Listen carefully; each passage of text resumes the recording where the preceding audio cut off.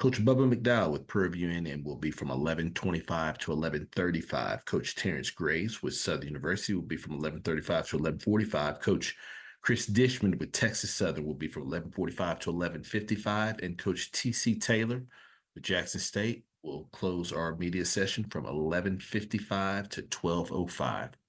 Just quick updates and reminders. If you do have questions for our coaches, please utilize the raise your hand feature to get your question in the queue. We ask you please ensure that your lines are muted unless you're actively asking a question, and please wait to be acknowledged prior to asking your question. We'll be back here in a couple minutes with Coach Manning with Alabama A&M. Thank you so much for joining us. We appreciate your patience.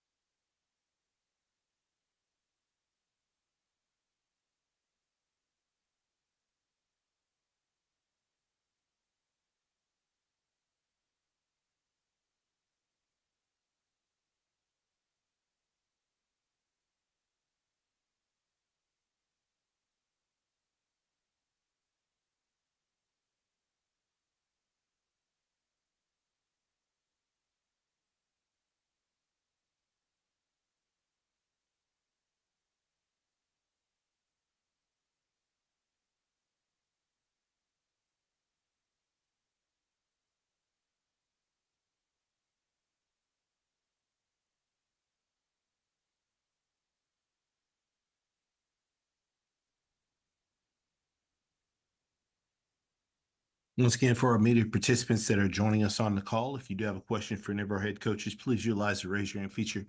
Get your question in the queue. Please wait to be acknowledged prior to asking your question, and please ensure that your lines are actively muted unless you are actually asking a question. With that being said, happy to be joined by Coach. Coach. How you doing? Good, Coach. Coach, as always, appreciate you taking some time to join us. If you could, Coach, start us out with an opening statement, just recapping your team's most recent outing versus Alabama State. Yeah, went to Birmingham and to play the 83rd McDonald's Classic, presented by Coca-Cola. Always a great game. It's a rivalry game, so you go to record. It's State against A&M, and so we knew it was going to be a good game. We knew they had a great defense. They always do. I think they're number 4 in the nation. And we just didn't play very well the first half. Overthrew balls, lined up wrong, ran wrong routes, and got off to a slow start. And they got off 10 zip on us. And I went for it on 4th down on my own 30, and we didn't get it. And the results down, we're down 7 zip. So now we're fighting uphill against the defense in the nation. And, third quarter came out, got a good return, and got the ball at the yard line, and we didn't do anything with it. The next possession, we hit a pass down the middle, got the ball to the 40 again, and didn't do nothing with it. And that was kind of deflating because we was down, and we needed to change that momentum to do it. And we got going late in the fourth quarter, scored. And 5, cut it to 8 points with 5 minutes to play, and we got the ball back, and they made a great play on the pass down the middle. Xavier was a little late on the throw, but they say they made a great play on it, and we thought we can get the ball back again where we could. We just need to stop them because we still had 2 timeouts with 1 2-minute warning left, and on 3rd and 12, they hit a big play on us and the ball game. So results we wanted. Our guys didn't give up. Got to take your hats off to Eddie. He had his guys ready to play, and they won the football game. Appreciate those opening comments. For questions. First question. Fine. I'd like to get a confirmation on interceptions Terrence Graves had against you in that game y'all played back in the 1990s. He didn't have any. He didn't have any. He was a good player, but he didn't have any. Yeah, well, just tell me a little bit of what you remember about that game. I know you know Coach Graves from a long time back, and what it's going to be like. Tough. He's good around long time. He got a lot of passion for the football game, and it's just going to be a good football game. You know, lost, they can't afford to have the loss. They 3-1. They still tied for first. So, you know, they feel their backs against the wall. They can't lose again, and home game, and we got to lose again. We need to. So, back football game, man. But they're gonna roll their sleeves. Gonna roll up our sleeves. It's always a good game when we play Southern University. Do you remember much about that game? I don't, man. I had a lot of concussions, so some games I can remember, but most of them I can't. To be honest with you. Yes, sir. Those are Perry Daniels. Good morning, Coach. Good morning, Perry. I'm well, sir. How are you? I'm well. A rivalry game like this, what are some of the things that you hear as a head coach from your fan base and/or your alumni? You know, I haven't heard anything. You know, I don't personally. I don't read blogs, nature, good or bad. You know, just people opinion. So I don't let that. I don't read into that. I don't buy into that either way, good or bad. If we playing well, if we undefeated, if we not playing well, we 500, we got 1 win. That's what they paid it. They need to pay opinion, and so their opinion is their opinion. So I don't hear a lot. You know, the diehard fans will say, "Hey, Coach Tough one, man, keep your head up. Let's get them this week. We got another game. Take them one at a time." Went out, we 8-4, man. 8-4 fall season. It won't be what we want because we probably won't be in the championship game or the Celebration Bowl, but a good football season. So we just start back today, win tomorrow, win next week, and just keep winning one game at a time and have the best season we can. That's 8-4. And Coach, if you could talk about some challenges as a head coach to get your team back up emotionally after a rivalry game like this against Alabama State, prepare for a Southern University. Well, it's always like after coming, it's such a big game for everybody. So many people show up, but it's always the same. You know, we got to stay focused, outside distractions. So the Classic is over with now.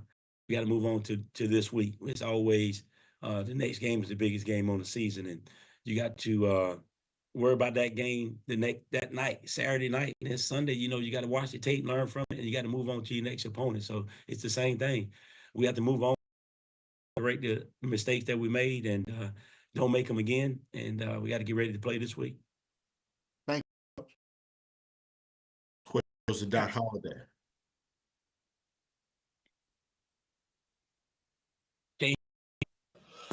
Oh, can you hear me now, Coach? Sure. How you doing today? Good. How you doing? I know you're coming off a tough loss against the rival Alabama State.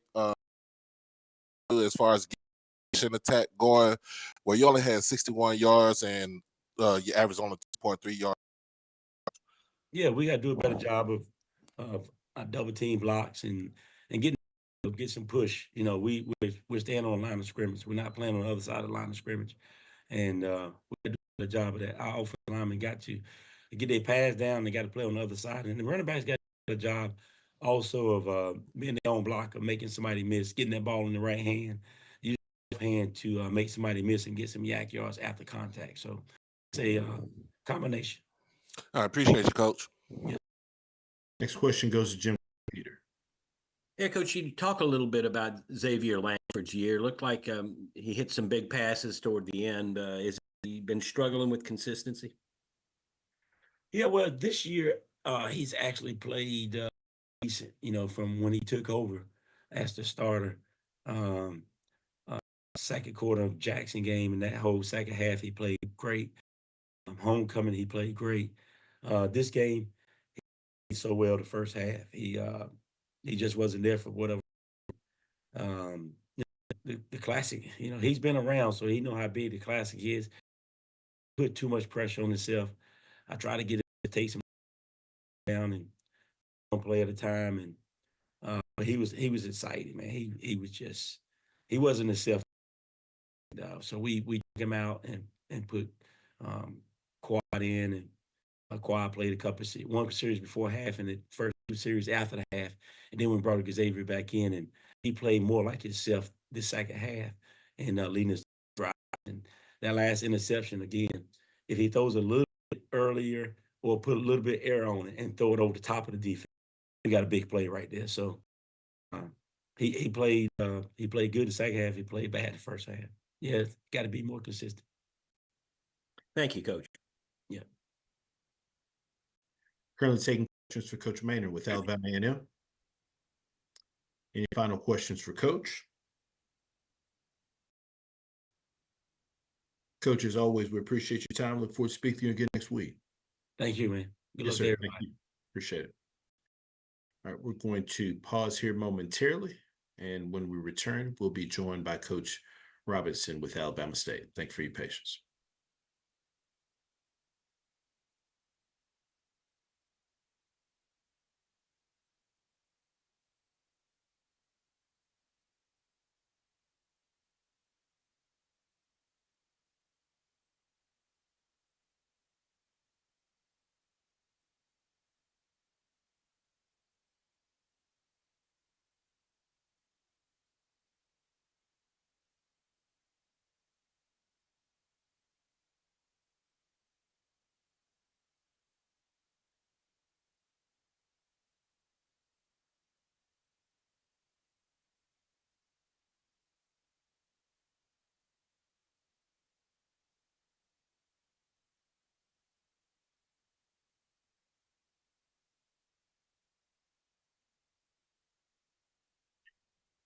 Once again, for all of our media participants, if you do have a question, please utilize the raise your hand feature to get your question in the queue for our coaches.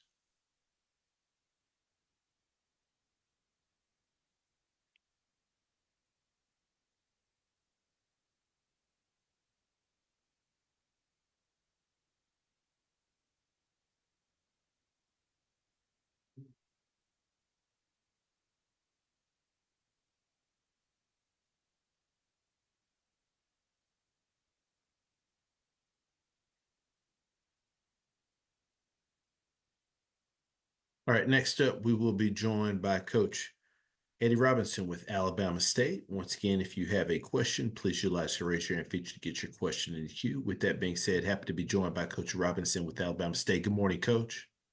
Good morning. How's it going? Doing great, Coach. Appreciate you.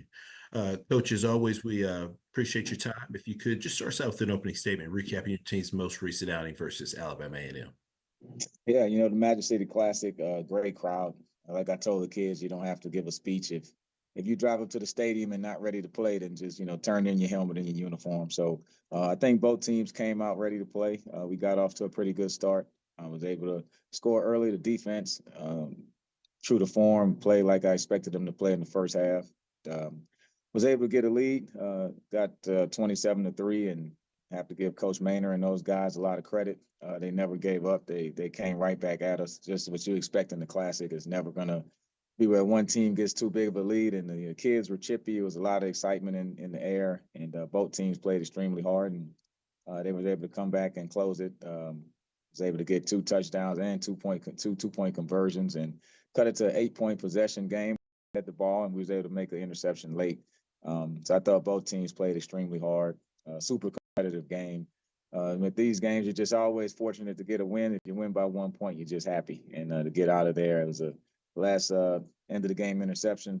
Two freshmen played really well. Coach, Key, Kareem Key, the freshman quarterback, showed a lot of poise, did a good job of not turning the ball over. And I think that was the biggest thing in the game. We were able to create 4 turnovers and not turn the ball over. And had another kid, Tayshawn Sims, who's a freshman that plays on all the special teams, playing a lot at safety, got an interception for a touchdown. So just a great moment for him. And those 2 guys were able to win the MVP. So it was just a great experience when you have young guys that can step up in this game. And I always tell the guys in these type of games, is going to be an unsung hero, a kid that you don't expect to play. And I think Tayshawn was that kid that stepped up and made that big play. So the turnovers were a big part of it, and that helped us to get out of there with a W. But always fortunate to compete in the Magic City Classic, and when you can get a win, you're just very appreciative. So just love the way both teams competed. The whole weekend was great. McDonald's is a sponsor, Coca-Cola, both of those companies do a great job with the luncheons and everything else. So definitely, to me, the best HBCU Classic. I know a lot of guys on the call played in some great ones. So going into this week, we have Alcorn State going down to Mobile. So it's going to be a great game. It's going to be a tough one because both teams are in the same situation, and we have 1 loss in the conference. They have 1 loss in the West. So we both understand that we're in the same position. So it's going to be a strain. It's going to be this last year in overtime. So we know what they bring to the table. A lot of respect for Coach Thomas and everything he's going to do. They had a bye week, so we know that those guys will be healthy and ready to play. So we have to get past this Magic City Classic deal and get back to work and win each day. Appreciate those opening comments, Coach. First question goes to Doc Holliday. Good morning, Coach. How you doing today? Pretty good. How's it going? I'm doing good. On Saturday, you dominated time of possession and pretty much the line of scrimmage with over 200 yards rushing, which at a 5, you rushed for over 5 yards to carry. What was the thing you did as far as adjustments for this game from last game that you kind of put together for your rushing attack? Well, I think from our rushing attack is, we want to run the football. We got some big guys up front. We want to be physical. We want to play downhill. And then the backs have to make the 8th and 9th guy miss. A lot of teams are going to bring that extra guy in the box, and we can't block them all. So then that's when our backs have to make a play. We had a big run at the end that was about a 50 or 60 yarder, and is dominating as it may have seemed on paper. I thought they did a good job of not allowing us to just, methodically take control of the game in the running game. So, but we definitely have to stay the course with running the football. We have to take the pressure off the young quarterback, and we can't expect him to throw it 40 times a game. And to segue to your quarterback, how you feel about his maturation in Kareem Key, even though it was his second full game as a starter? Yeah, well, he's just a poised quarterback, and I think that's the biggest thing he brings to the table. After our first couple games, we had a week. We had a scout team, competition, scrimmage. A lot of guys do it, and he went out there and just was very, very poised and just ran the offense after basically being a quarterback for 1 week in this situation. And so, I told him then, just in the chuckle, like, hey, man, you're going to win the Magic City Classic MVP. And 5 weeks later, it kind of happened. So if I could find a lottery number and guess again, I'll feel good. But you just kind of see that in him. He has the poise and that aspect of it, and that's something that you can't really teach at the quarterback position. And he's able to pick up the offense extremely fast. So he's a really smart kid, and he loves football. Appreciate you, Coach. Absolutely. Next question goes to Perry Daniels. Good morning, Coach. Good morning. How's it going? Super fantastic. How are you? Good. Doing well. Coach, let's talk about Daquan Quincy, 18 rushes for 156 yards. Make a case for him to be player of the week for the offense. Yeah, I think that stat was a little bit off. I think he was probably like around 105 and 110, something like that. But yeah, he's the guy that we have to get going. He had a toe injury a couple of weeks ago. And so after that Miles game, we couldn't just get him going. Now he's back healthy. So that's guy, he has to be a big part of what we're doing. And he's a load to bring down, physical downhill runner, and can still make people miss and has the speed to go the distance. So Great kid, great work ethic, comes to work every day, ready to practice, just very humble. And so now that he's over that injury, we expect his workload to increase. And Amon Scarborough, coach, 8 total tackles, 1 forced fumble, a breakup, and an INT. Yeah, I mean, he was the Magic City Classic MVP last year. He's a kid that's from the Birmingham area and loves the game. Senior, wish I could get him another year, but he brings the swagger to this team and caught that interception with a broken thumb. So that was pretty big on his part. But he definitely is a kid that just plays better and better each week. And he's definitely our emotional guy, big leader back there, and does a lot of good things for us. Thank you, coach. Good luck this week. Appreciate it. Next question goes to Timona Stapleton. Good morning, Coach. How you doing? Good morning. How are you today? I'm good. Thank you for asking. So Alabama State, you guys are moving in conference play right along. You're right at second place. How do you plan to maintain this offensive momentum going into next week and the next couple of weeks with you right there right before you head into going against Jackson State and what you're going to be going up against? How do you maintain that offensive momentum that you were able to get against Alabama A&M? We just want to be consistently good, especially from the quarterback position. My thing, and I tell the whole team, consistently good equals great. You don't go out there and try to be a great player, just do your job and it works out. Beyond that, we're focused on Alcorn and being more specific. We're trying to win Monday in the classroom, win Monday being disciplined, win Monday watching film. So it's a win today philosophy, try to live in the present. So we're not even focused on the next couple of weeks. We just have to keep getting better each week. We're gonna have a tough game against Alcorn, as much to play for as we do. Great coaches down there, a lot of respect for what they're gonna bring to the table, playing hard and physical. So the kids are worrying about Monday, and we're worrying about Alcorn on Saturday. Hey, good luck, Coach. Thank you. Currently taking questions for Coach Robinson with Alabama State. Any final questions for Coach? Coach, as always, we got one more question. Yeah, Coach, I want to ask about your fan base and your alumni and what do you hear after winning the Magic City Classic from that group? Well, I tell you like this. One of my NFL coaches told me one time, if you win 2 games in a row, the whole city loves you. If you lose 2 games in a row, they want to fire you. So it's right now we won 2 games in a row, so they're probably way excited. But we know if we lose 2 games in a row, it'll go exactly the opposite direction. So everybody's excited, and we love that.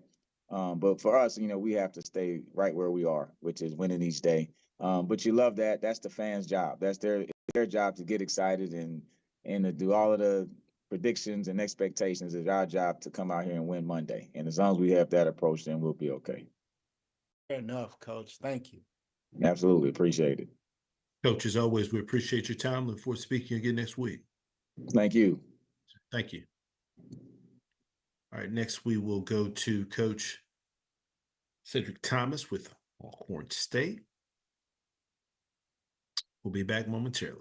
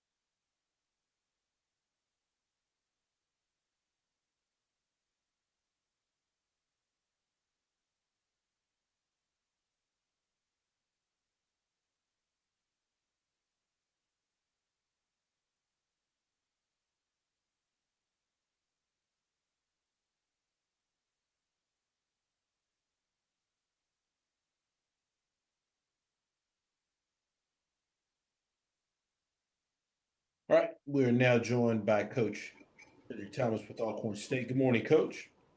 Good morning. Coach, as always, we appreciate you take some time out of your busy schedule to join us. Coach, obviously, this past week, bye week for your program. So if you just start us out, just kind of reassessing and recapping your bye week. Just want to hit the academics hard, make sure, midterm grades, where we wanted to be, and also just kind of reflect on these 8 games that we had, and hit the weight room, get healthy as much as we could, trying to clean up some things, and just let the guys get away for a minute. We had, one of the players I had recruited from the area, Stank King from St. Joe, get murdered, in Greenville over the weekend, just an unfortunate situation. So when the guys got back, just really want to know how important it is about, how we feel about them and the love it is, and just decision making when they do have time to go home. And so trying to put a lot of things, in perspective. And so, we'll hit the film today and get ready for a really good Alabama State team. Appreciate those opening comments, Coach, and condolences to your program. We'll now open it up for questions for Coach. First question goes to Stephen Robinson. Good morning to you. What's up, Mr. Stevens? All right. Yeah, you had on this just a minute ago about Stank King. Can you tell me a little about just your relationship with him? Because I had signed with you, was a part of the program, I believe, but then I think he may have left the program. But if you can kind of go back, maybe their relationship and maybe his status with the team and perhaps after the team. Yeah, I recruited Stank out of high school, knew his folks, high school coach, but academically, he wasn't eligible. So he got here for a semester and then, left and, returned. I just saw him before he went home. And the whole deal was, make sure your grade's good, because in the spring you have opportunity to be a part.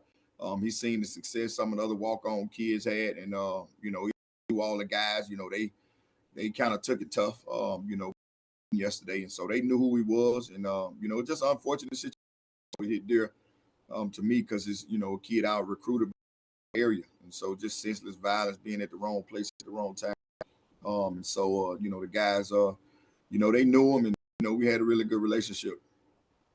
So just to follow, was he part of the program, or was he a scholar? He was. Oh, he wasn't on the program. He wasn't with the team. Okay. No, but he wouldn't. Okay, he but he wasn't with was. the team. Okay, he was a member of the team at one time, right? No, he was officially a part. Okay. Because academically, once he didn't make it, we couldn't allow him to be on it. But he just always came around, and his deal was just making sure academically he gave himself opportunity. And right before we Thursday, I told him, hey, look, go by the academic center, make sure you don't, pace to be where you're supposed to be, so you have a chance in January. Okay. All right. Thank you, Coach. And again, my condolences go out to you, Alcorn State family. Sure, appreciate it. Next question goes to Doc Holliday. How you doing today? I'm blessed. What's up with it, Doc? I'm doing good. Sorry for about the loss for the program. I know you're going down Mobile this weekend with Alabama State. What are some things that you see that you think you could take advantage of this game, offensive and defensive wise? Them guys are really coached up well. Coach Rob, job. It ain't too many, weakness in that football team. You see the 2 quarterbacks go down early in the year, and you just watch them find ways to win at the end of the day. Sound running game. Those guys up front do a really good job of creating a new line of scrimmage. And defensively, they're gonna always be at the top 3 in all the statistical categories. So we got our hands full. We got to do a good job, throwing the football and getting our athletes to some windows in space. But we got to be who we are, and we got to run the football, and we got to be able to stop the run. And so if we do that and play sound in the kicking game, we'll have just as good a every Saturday in conference. Appreciate you, Coach. This question goes to Perry Daniels. Hey, Coach, condolences on the loss. I want to talk a little bit more about the impact you and your staff have on predominantly African American men by having them in your football program and providing them structure, and talk about that, the impact you all have on young men? That's a really good question. You know, and it's everything in this landscape. You know, a non HBCU, and you don't always get that. It's our calling. You know, it ain't necessarily about the financial gain, but it's the development. I had great coaches that come from great lineage that saved my life, and it was the structure of the hard work, the discipline, and all those characteristics that came with the game. Just I couldn't see in everyday life, but football was that unit. You know, in the great leaderships I had in the HBCU sector, where back in the day, these guys was making nickels and also was teaching. So not only did you had that relationship with them, you know, on the field, but then you had to take a lot of their classes. You know, some was ADs and some was also, you know, PE teachers and other teachers. So it was no way that you couldn't cross them on or off the field. And so that's our calling. At the end of the day, you know, I know the D's and L's, you know, that's fine. You know, when it comes to who has the score at the end of 4 quarters, but also them W's and L's up a whole lot more when they successful, and they can use this football for living. And so I think that's who we are. You know, whether we signed up intentionally, I just think, you know, when you have that purpose and that calling and understanding we're servants of these young brothers, then, you know, there is no losers, you know, situation. So I know that's what I signed up for, because that same gamut was the one that saved my life. And I know that's my calling to be able to do the same thing for these young brothers. But it's everything inside this program. Everything we do is associated with life. These young brothers a format for living so they can go out and be productive citizens once this thing over with. Coach, to you and your staff and the rest of the coaches on this call, we want to thank you all for what you do for our communities. And we appreciate it. I know sometimes we, you know, it's a lot of adverse and stressful situations, but you know, just alone, you know, let us know our work is not going unnoticed. And every day we get up and put our feet on the floor. At the end of the day, you know, that's what we're striving out to do, to make sure these brothers, you know, got opportunity to be successful when it's all over. So we appreciate it. Thank you. Any final questions for Coach Thomas with Alcorn State?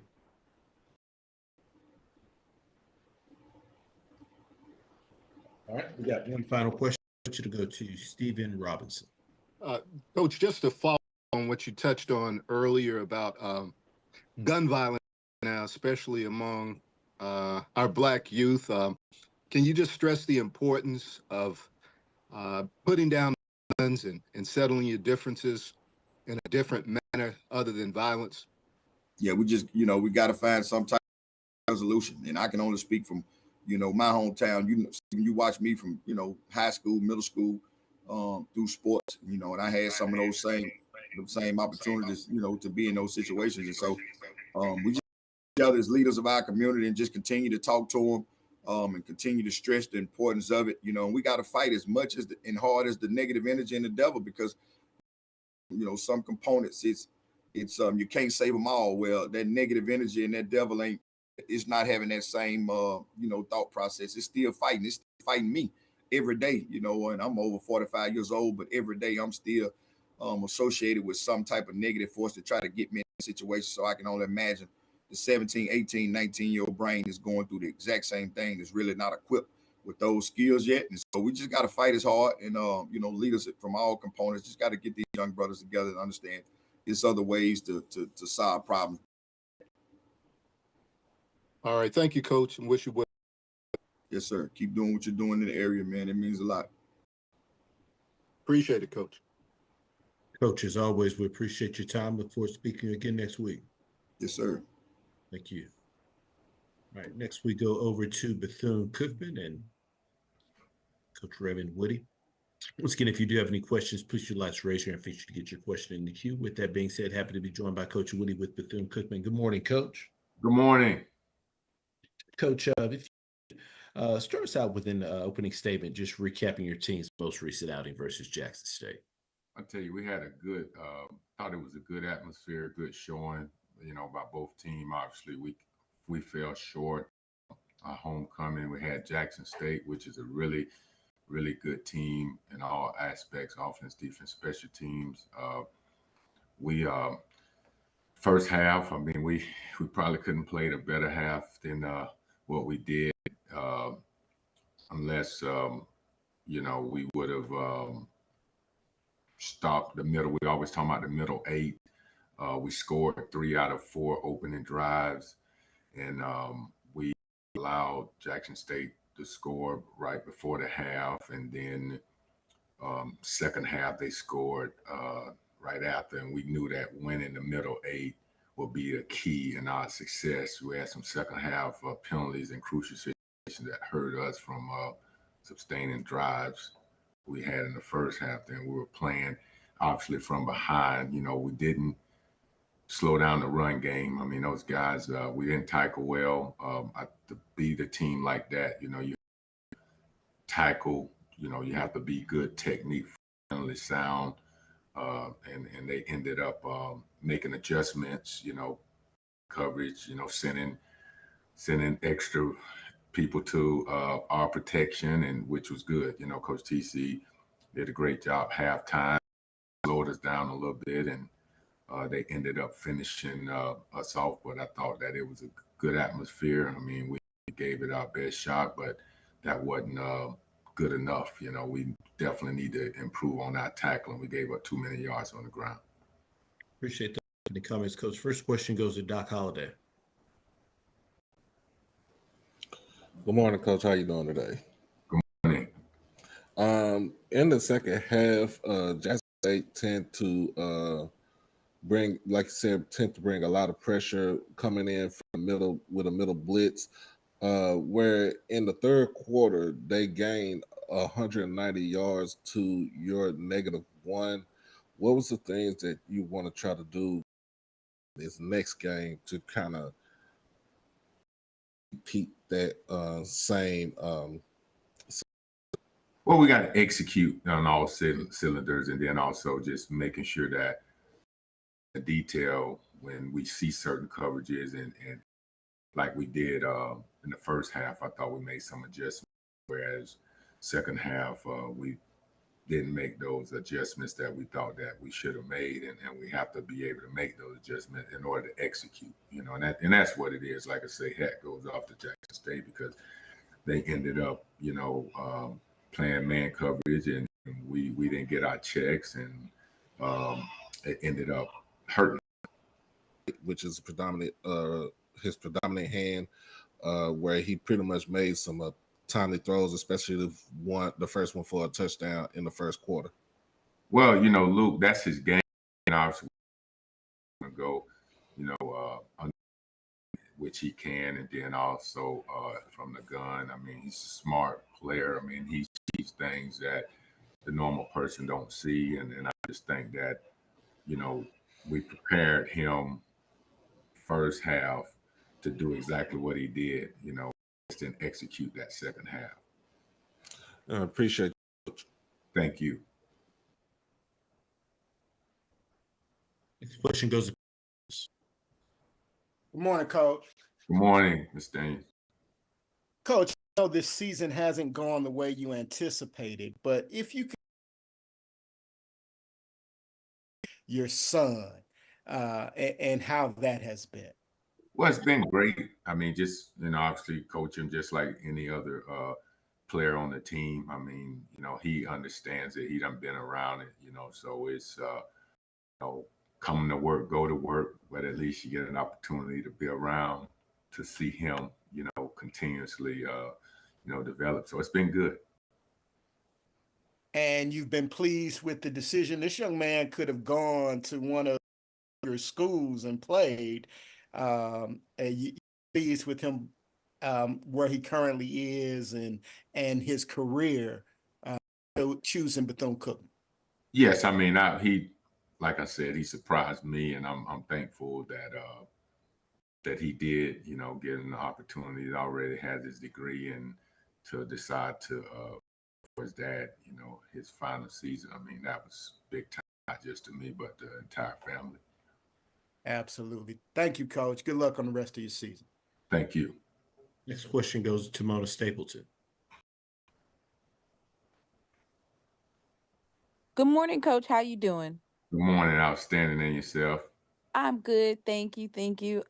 We saw the your quarterback, Luke Sprague. He had a amazing first half, and he was showing us. Can you talk a little bit about Luke Sprague and if he has any additional eligibility left, and just talk a little bit about it for his first half of the Well, season? he's like I say, he's a smart young man. Obviously, he's not a dual threat guy, but you know, he thinks smart. He plays smart. He's a guy that captain. You know, the players voted him as a captain. Though he wasn't a starter coming in, but he's an encourager. You know, I was excited for him. You know, to be able to put it together. Obviously, would have loved for him to finish it because he works every day, all day. You know, and he's a guy that constantly in this building, and he has one more season of eligibility left, and like I say, we just got to keep working. He just got to keep competing because those guys know that they have to come to work and go to work. Nothing is given to them, and that's what happens when you come in, you're changing the culture. Those guys need to understand that. If you compete and you beat that guy out, you're gonna play. Thank you, Coach. Thank you. This question goes to James Hill. Hey, Woody, I hope you and everyone in Daytona are well. Just talk a little bit about the next opportunity. November 2nd, you get an opportunity to play another SWAC football game, and just the thought process going in. Well, I know he's going to have those guys ready to go. I mean, we're going to, like I say, keep working. I mean, really good football team we're going to face, and we just got to keep preaching and harping on the technique fundamentals and attention to detail, with our guys. And like I say, we're excited to be in a position to have another opportunity to play a really good SWAC team. Coach, playing football games at home, how good is that when you have your fan and your band, Let's Go Wildcats, and all the VCU nation behind you? It's awesome. I mean, and like I said, we doing it the right way. We want to make sure that we give all we can give, to represent this program, and it's always good to play in front of your community. Thank you, Coach. Thank you. Any final questions for Coach? Coach, as always, we appreciate your time. Look forward to speaking to you again. Appreciate you all. Thank you. Thank you. Next, we go over to Florida A&M and head coach James Colzie. Good morning, Coach. Good morning, guys. How you guys doing this morning? Great, Coach. Appreciate you. Coach, as always, we appreciate you taking some time out of your schedule to join us. Coach, if you could please start us out with an opening statement, recapping your team's outing versus Southern. First and foremost, this opportunity to come back home. We hadn't played a home game since August 31st. Obviously, for obvious reasons, moving the game against Alabama A&M because of Hurricane Helene. But it was a blessing to be back. Played well. We found a different way to score with Jamari Gasser getting a chance to finally return a punt for a touchdown. But still searching to find a way to put really a good 4 quarters together. Looked like we played a good Southern team, 2.5 quarters well, and the other half, other quarter and a half, wish we could have maybe done some things. But it's tough to win this conference. It's tough to beat some of these good teams in this conference, and I know that at the end of the day, I was telling the guys last night, it's just you can't excited about the opportunity to win, and we took advantage of that. Appreciate those opening comments, Coach. First question goes to James Hill. Hey, Coach, I hope you and everybody on the highest of are well. Mr. Richardson, 25 of 32 for 274, 2 TDs and 1 pick. When you think about his progress and his development, what are you seeing from that young man? Well, he'll talk to me about the 7 that he may have missed. that's the standard that he holds himself to. Made some really, really good decisions, had some big time throws from him on third down. But for him, he wants to try to reach perfection as much as he can, right? So, we talked about the 7 incompletes. He had the interception in the red zone. So that's our conversation. When he's stepping and throwing it to the right guy and taking what the defense gives, he puts us in a really, really good spot because he's getting to our receivers, our tight ends, and our running backs, giving them the opportunity to make plays. So, we're doing a good job. Obviously, we feel we have not just one of the best, but the best in the conference as well as the country. And when he's rolling, our offense is rolling as well. Coach, All right, Texas so Southern comes And in. Mr. Hill, if I could step in real quick, I do apologize, but we've got questions in the queue, so we're going to have to limit the questions to one initial question. Please feel free to re-raise your hand to get your additional questions answered after we make this. Question goes to Doc Holliday. Morning, Coach. How you doing today? Hey, Doc, what's going on, boss? I'm doing good. Team had over 400 yards of total offense, where you actually did run the ball a little bit better this time around, going for 128 yards. What was the things that you kind of adjusted to as far as in this game, especially in the second half? Well, just execution. Understanding the situations in the game. A lot of those yards that we got rushing were in the game when opportunity to put a good Southern team away. I just think that when guys are stepping, guys are hat placement is correct. To continue to move forward, our running backs are getting their time in.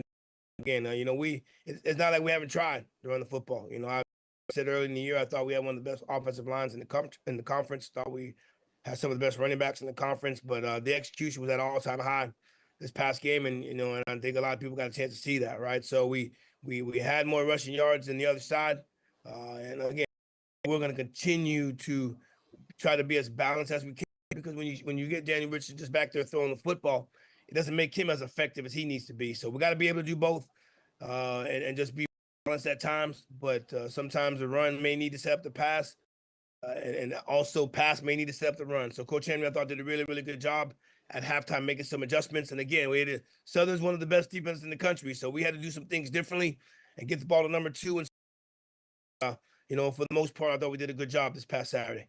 Appreciate you, Coach. No problem. Next question goes to Larry Hill.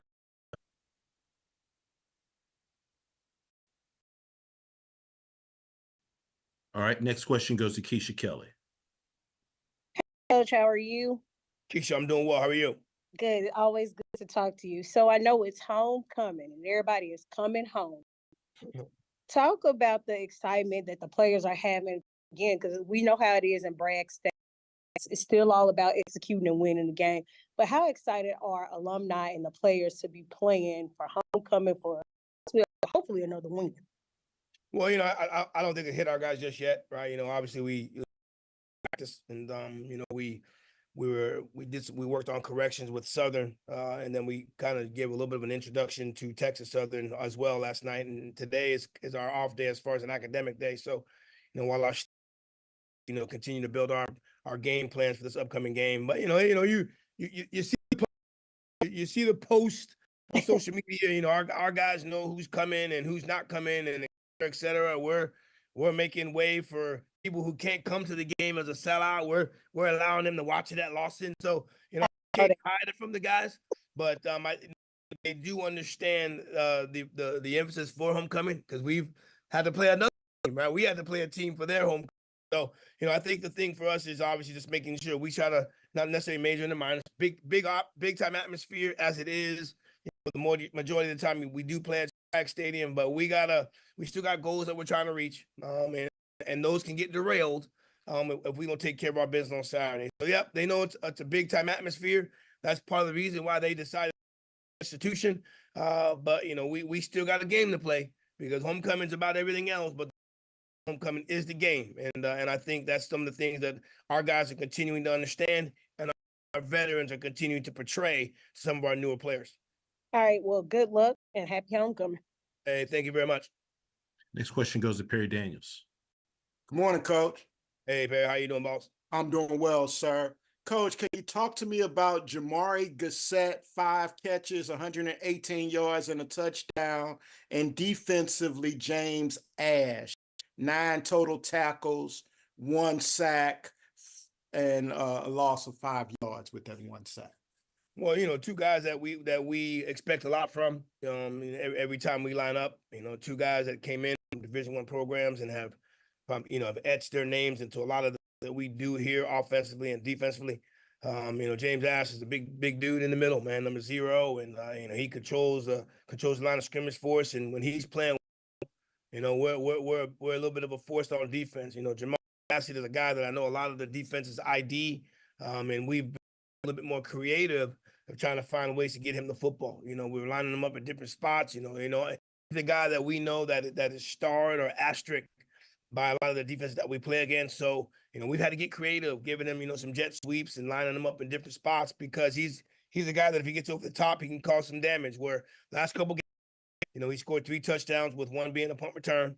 And again, you know, when D Rich and number 2 are going what they need to do and getting the ball in space and allowing him to make some moves, we can do some good things. So excited when those 2 guys are going. And for us to have success, we need those 2 guys to be playing at. Thank you, Coach. No problem. All right. Goes to James Hill. Hey, Coach, can you take us back to your greatest memories of FAMU homecoming and what those experiences were like? Well, winning, you know, obviously the last couple of years, and winning the homecomings, the crowds, and you know, I felt like last year compared maybe to my first year, I thought we had more outside than inside, you know, and that just tells you about all the people, the attendance. But I can tell you this, you know, when I traveled around and you know, when I was talking to the boosters and the alumni, and you know, doing my best to raise money, and everyone telling me that they're going to be at this game specifically, they always ended with, "We better win." So, you know, those are the things that you know, you hear from the alumni, and again, understanding that it's for us to continue to have our goals in sight.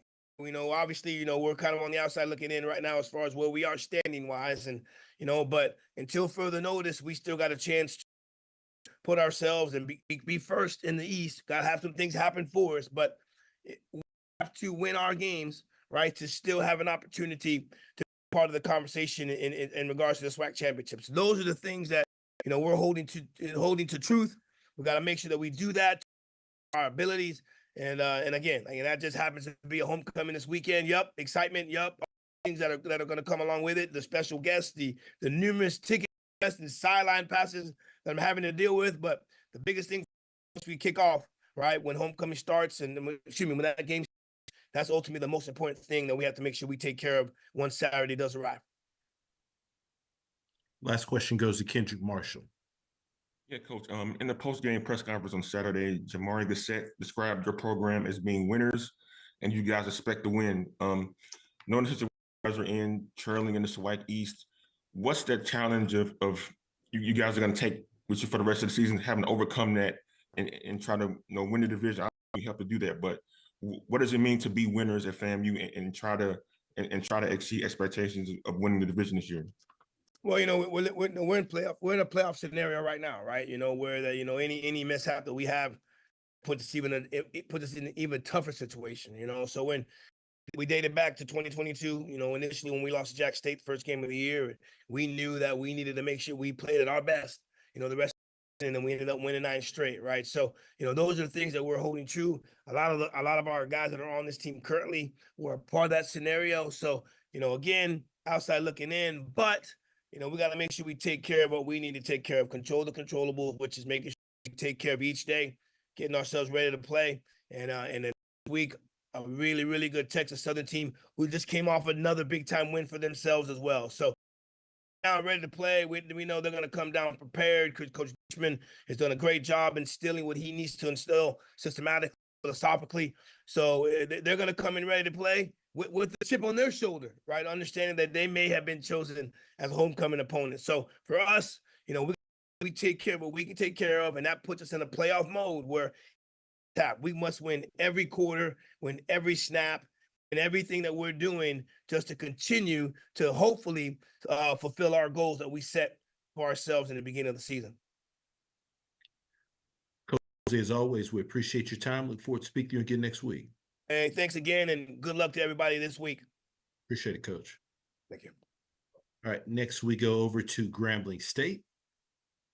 Head coach Mickey Joseph. Once again, if you do have questions, please utilize the raise your hand feature. If there are several questions in the queue, we ask you please limit your questions to one initial question. Please feel free to re-raise your hand. If time allots, we'll circle back to get additional questions answered.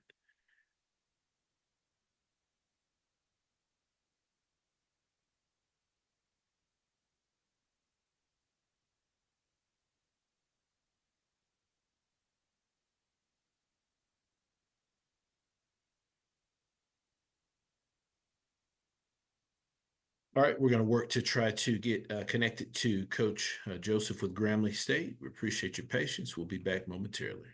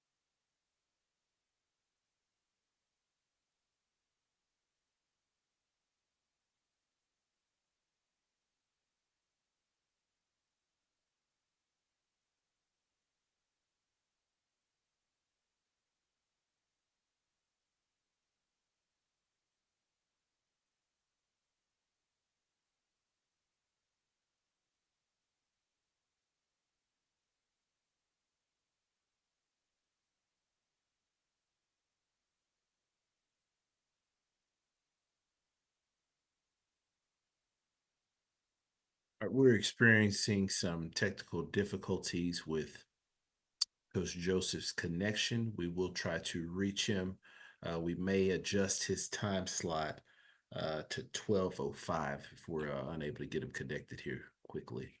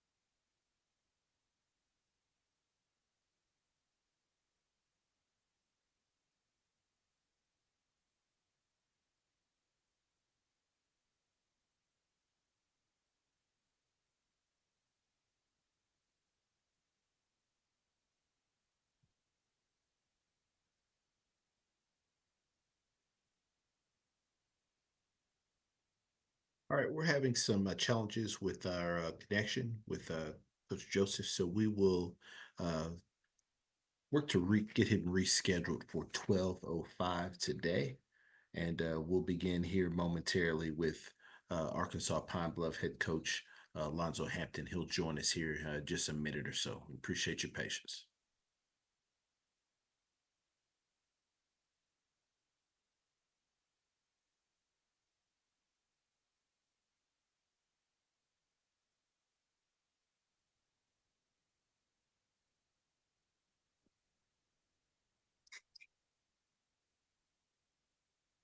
All right, once again, if you do have any questions for our coaches, we ask that you please utilize your raise your hand feature to get your question in the queue. With that being said, happy to be joined by Coach Hampton with Arkansas Pine Bluff. Good morning, Coach. Morning. Coach, as always, appreciate you taking some time to join us. Coach, if you could start us out with an opening statement, recapping your team's most recent outing versus Mississippi Valley State. Obviously, it was homecoming for us.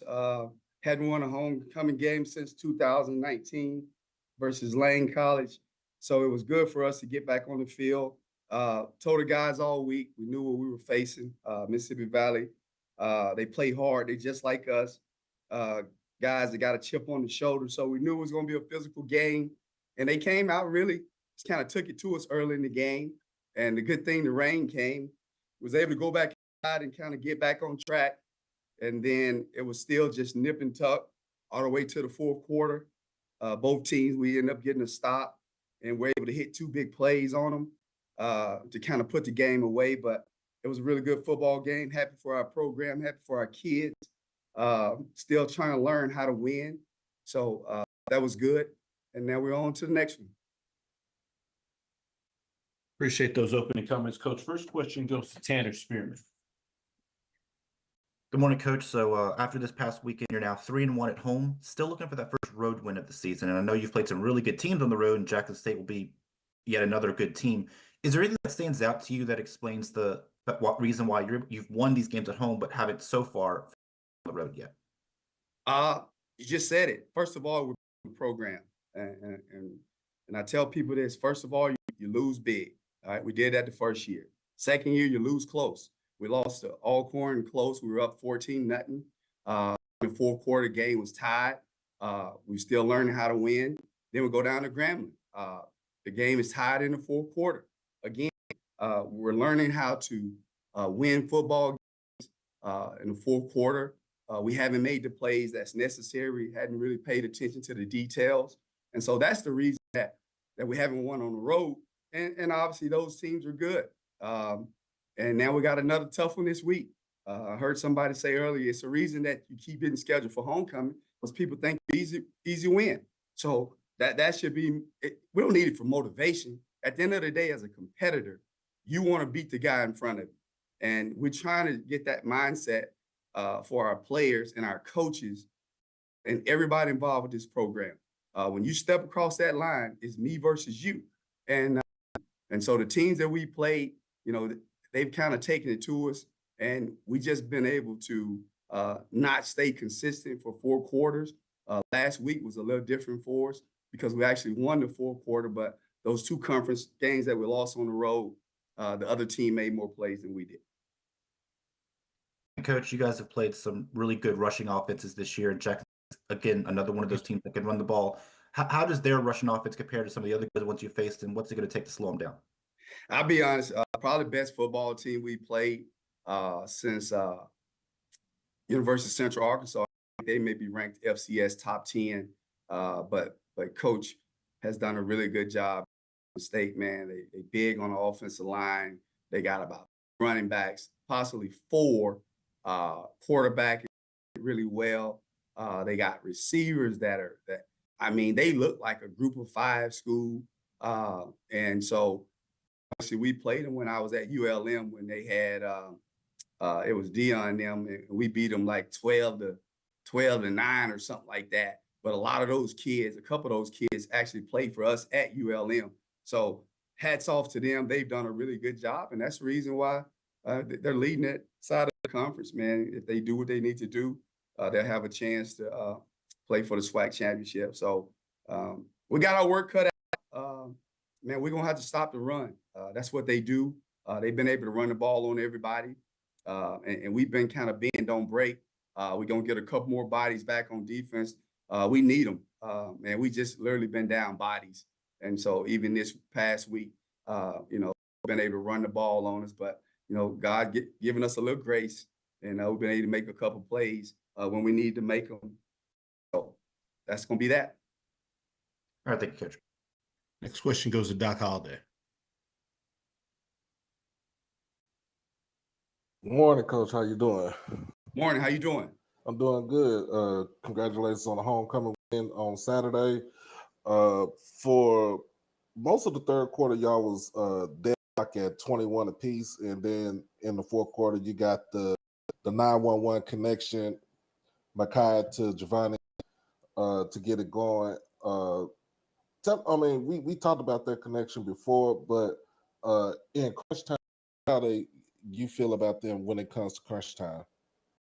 Well, I mean, obviously, those two guys have a really good connection, but Makai's just seeing it.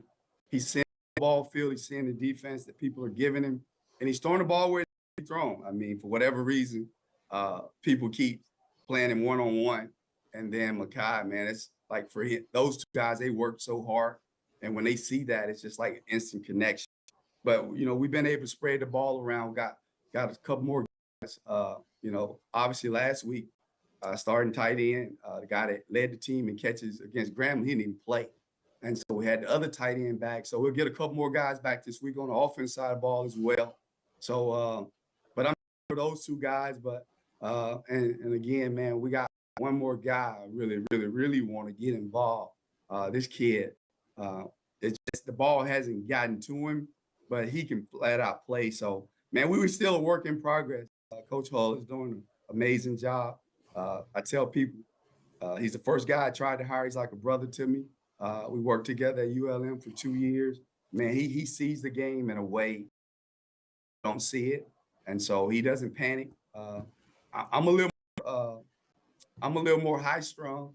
Coach Hull is not, and so that's kind of why we work well together. But I'm happy for him. He's getting the opportunity to call it, and then our guys on offense, the offensive staff's doing a good job to help him out. Okay. Do I have another time for another question, or You get Mr. Hill in, and Doc, you can raise your hand. Okay. Next question goes to James Hill. Against the world mentality, if you don't have on black and gold, just talk about locking in and what it's like to go in and try to get one. Well, obviously, we talk about the 4 fights daily. You talk about public perception. You talk about fatigue. You talk about division. Schedule you for their homecoming for a reason. All right, they think you're going to come here, you're going to lay down. Can you put 4 quarters together? They don't respect you. So let's go out there and show the world who we are. We're building a program here. Man, they got everything they need over there. It's a beautiful place. So I'm excited about the opportunity to be able to get on that big long bus, drive for 4 hours, take about 80 guys, support staff, about 120 guys total, get a chance to lock on. Because at the end of the day, hey, it's our 11 against their 11. And let's see who wants this thing the most. They're a good football team, and we give them credit. But we get a chance to measure our football team again against a really good quality opponent that in the respect that they deserve. I'm happy for Coach obviously, man, that job means a lot to him, and he did a really good job. So I'm excited about taking my team, be able to face him in this atmosphere. This question goes to Perry Daniels. Morning, Coach. Good morning. Hey, Coach, Quentin Sterling, 14 total tackles with a breakup. Talk about him and his impact on your team. Well, obviously, Quentin, man, is one of the guys that we got from Mississippi. Obviously, we got a lot of Mississippi guys, and that's probably why a lot of the stuff is this weekend. But that's just college football, no loss. But Quentin is really battled for us, man. He out there. He's hurt. He played every snap on defense except one. He was actually our defensive player of the game. He's just all over the field. He can do a lot of things for you. And then he's on our punt team, which to me is the most important part of what we do as a football team. And so Quentin, I'm happy for him. He just continued to battle, man. And like you said, he can't practice during the week, but you get him out there on Saturday, man. You know he's going to lay it down for his brothers. So I'm excited for him. And those guys, like I said, we got about 8-9 Mississippi guys get a chance to go back home to be able to represent, and they know a lot of guys on the other side. Good luck to you, Coach. Thanks. I appreciate it. Last question goes to Doc Holliday. Coach, going up 28-21 in the fourth quarter, you made a key defensive stop where you got the ball back. You scored your last touchdown to kind of equalize the game. Tell us about the defense as a whole, the defensive unit as a whole. Obviously, like I said, man, we played a really good team. I mean, the record says they 0 whatever, but that's a good football team. That quarterback is really good. We knew we were going to have a hard time stopping him. He runs the ball well. And then, obviously, when you run the ball that well, and they have a really, really good offensive system in place, they got some really good receivers. And now you're trying to stop the run. All of a sudden, they hit you with pop pass. All of a sudden, you're trying to stop the run. They hit you with the wheel route with the tailback. And the quarterback is just doing a really good job. I think he was hurt early in the year. So we knew it was going to be a tough game. So got that stop. Me and Coach Hull talked about it. I said, man, you better take the shot right now because I don't know how many more stops we got. They were bleeding the clock on us. Man, it was like 3 yards in a cloud of dust, almost like wing T football, but it wasn't. And so you knew it was going to be tough. And just so our kids, you know, to be able to stay in the fight long enough to be able to get up, get that one stop. Then our offense scored. And then we came, put a little pressure on them. And then we were able to get another stop. They were back in the red zone again. So we got that stop and we hit them with another big play. And so hats off to those guys. But that's kind of really what happened in the game. It was going to be tough. And again, like I said, I got a lot of respect for what they're doing. They very animated, just like me, the head coach is. Got a lot of respect for them, and they'll continue to get better. And I promise you, I don't think they'll finish 0 whatever because they're a good football team. Appreciate you, Coach. Coach, as always, we appreciate your time. Look forward to speak to you again next week. Appreciate it. Y'all be blessed. Thank you. All right, next we will go Coach Kendrick Wade, Mississippi Valley State. Morning, Coach. Hey, good morning. Coach, as always, we appreciate you taking some time out of your schedule to join us. Coach, if you could please start us out with an opening statement, just recapping your team's most recent outing at Arkansas Pine Bluff. Yes, sir, man. We went out, played extremely hard, played for 4 quarters, just didn't execute in the fourth quarter. Played against a good Pine Bluff team. You know, it was nip and tuck throughout the entire game. And, you know, it came down to a play.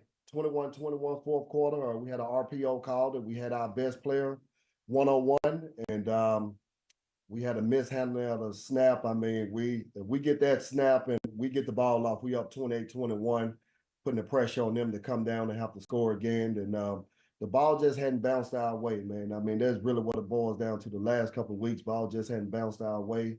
So we're going to stay at it. And like I said, I was very impressed with the guys, you know, off a tough homecoming loss for us, you know, just how they responded. They responded the right way. And like I said, we went out there and it was a really good game. You know, 2 teams are excited to be out there. And again, we came up short. We turned our attention to PV. They'll be rolling in town this weekend. Appreciate those opening comments, Coach. First question goes to Stephen Robinson. Good morning, Coach. How you doing? Stephen, my man, good morning. All right. Quick question, Coach, in terms of 3 straight games now you've had the lead at one juncture of the game, only though to be on the losing end. Do you see more promise from your team, the fact that you've had 3 straight leads, or is it more frustrating that the leads have gotten away from you? I mean, it's both. I mean, you see the promise, but it's also frustrating. You know, the promise is that we've shown the ability to be able to start fast. You know, the frustrating part is not being able to finish the way we need to. You know, like I said, but it's been a bounce, one bounce here or there, play here or there. So it just hadn't went our way. We could easily be sitting here with a couple wins already. We understand that, and it just hadn't bounced our way. But we're gonna keep chopping at it. I come from a place where our motto was never say die. So it's the same here. We never say die. We wake up each and every day. We show up every day with the right enthusiasm, attitude, and we're gonna keep chopping at it. And we know if we keep doing winning things, eventually winning will find its way here to the valley. All right. Thank you, Coach, and wish you well this weekend. Yes, sir. Thank you. Next question goes to Doc Holliday. Coach Wade, how you doing today? Doc, good morning, man. Man, I know tough loss on Saturday, but let's focus on Prairie View. What's the things that you see from Prairie View that you feel like you can make in-game adjustments, especially on the defensive side? Man, PV is really good offense. They got some skilled guys. Shamar Savage out there on the perimeter. He's a really good player. The quarterback, Jaden Johnson, I've been knowing Jaden since he was about 12, 13 years old. So Jaden is a kid from Memphis, a kid I know very well. They got a lot of playmakers. They can score. They're really good. Got a pretty good running back in the backfield as well. So our thing is, if we tackle the ball, we'll be fine. We had a lot of missed tackles this previous game. So again, I think the coaches have been doing a really, really good job of game planning. Now we just got to finish the deal. We got to be able to make tackles, and defensively, they're going to challenge you. They're going to get after you. They're going to heat you up. They're going to heat you up, and they're going to play man and keep them middle safety, and they're going to say you got to beat them. One-on-one, you got to make some plays, and we're looking forward. We hadn't seen a lot of man lately, so getting a team that's going to come in and play some man-to-man, we're looking forward to it. Appreciate you, Coach. Yes, sir. Next question goes to James Hill. Hey, Coach, I hope you and everybody in the Delta are well. Can you talk about the Valley offense, defense, and special teams, what you're seeing from your Delta Devils so far? Offensively, we've gotten better. It's been addition by subtraction. We do a whole lot less than we did in the beginning of the year, which allows our players to play faster. We've identified who we are and what we do. We rushed for almost 200 this past game. So again, that's who we are. We can run the ball, opens up things on the perimeter for our guys, and it just clears the picture for our quarterback and allows him to be able to go out there and go through his progressions. So we've been very impressed with that. Defensively, we've simplified it as well. So again, our biggest thing defensively is once we get to the ball, we got to be able to bring it down. And it's just been simple and sound. I let my coordinator go a few weeks ago, and different guys have those responsibilities, and we've just been very simple and trying to be sound with it. It did cost us this past game. We had a chip shot field goal that we missed that would have put us up 24-21 in the fourth quarter versus Pine Bluff. But we've been consistently sound in all three phases. So again, we just got to finish the deal. Next question, Robinson.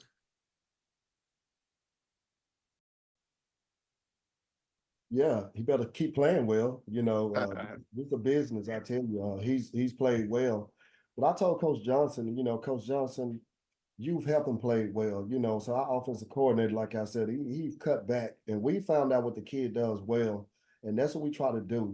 He's a true dual threat guy. He's not a dual threat where he's going to try to, shake somebody. I mean, he's going to drop his shoulder and he's going to lay into people. So again, I think Coach Johnson has done a really good job as far as simplifying what we need to do, because in the beginning, I think we was doing too much, and it allowed the kid to think and made him think a whole lot, and didn't allow him to go out there and be the best version of himself. So again, we've simplified it. He's played extremely well. He hadn't turned the ball over. We had no turnovers, well, with the exception of a blunder on a punt. But again, he's protected the ball, and we've been able to control the clock. I think we had the ball for 30 minutes this past game, so we're in the top 3 in time of possession, and that's who we are.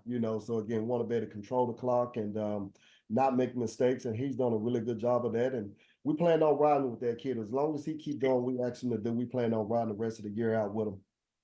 All right. Thank you, Coach. Yes, sir. Thank you.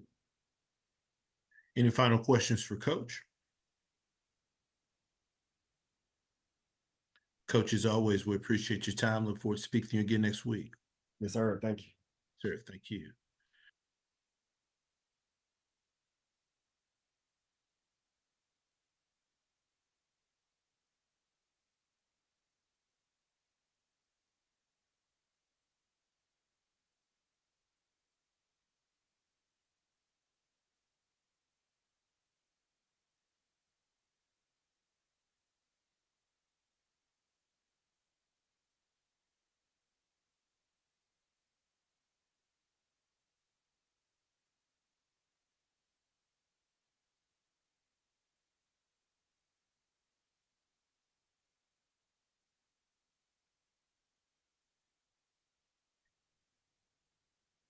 Right. Once again, if you do have questions for our coaches, please utilize the raise your hand feature to get your question in the queue. With that being said, happy to be joined by Coach Bubba McDowell with Prairie View A&M. Good morning, Coach. Good morning, everybody. Can you hear me? Yes, sir. Good. Coach, as always, appreciate you taking some time to join us. If you could please start us out with an opening statement, recapping your team's most recent outing versus Texas A&M Commerce. Yeah, good team came in. Texas A&M Commerce, good team building program, program that's up and coming. Great atmosphere for homecoming for the guys. They knew coming into this game, the atmosphere was going to be there. And again, I think a lot of that has to do with the way they played the game this past weekend. And again, we just wanted to make sure that these young men understand the severity of this game, and not only being homecoming, but we also need a home win as well. Having to have lost, 2 home games here, we haven't done that in a minute. So just kind of putting the importance on these guys again. Just not, stay focused, what's around you on the field. And they did a great job of doing that, staying focused. We started out fast, getting 21 points real quickly, and going into halftime, 21-3. Defense did a good job of holding them to 3 points the whole first half. And came out, got a little like a days ago in that bottom end of the third quarter. They scored 10, and then fourth quarter they scored 14 points. And again, that's just on us as coaches. So we gotta figure out when not to.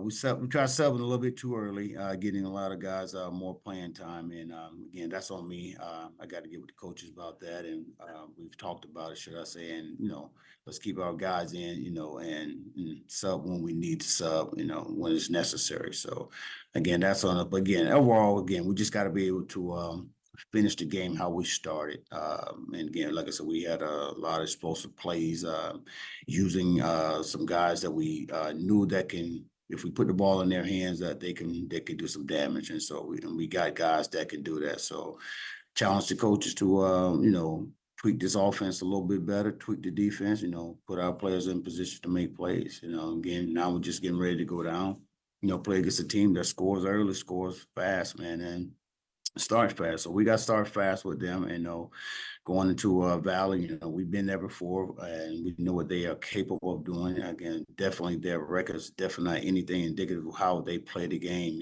Again, they're like Coach said, they're on the verge, man. So again, we just don't want that to happen against us. We want to go down, match their intensity, and more importantly, exceed their type of intensity, should I say? And and hopefully we can get out with a win. And again, we just continue to play football the way we're capable of playing, defensively, gap responsibility, and secondary, covering up their guys, and offense again, scoring the way that we know how, and then we put the ball in our playmakers' hands. Hopefully we can get out of there with a win. Appreciate those opening comments, Coach. First question goes to James Hill.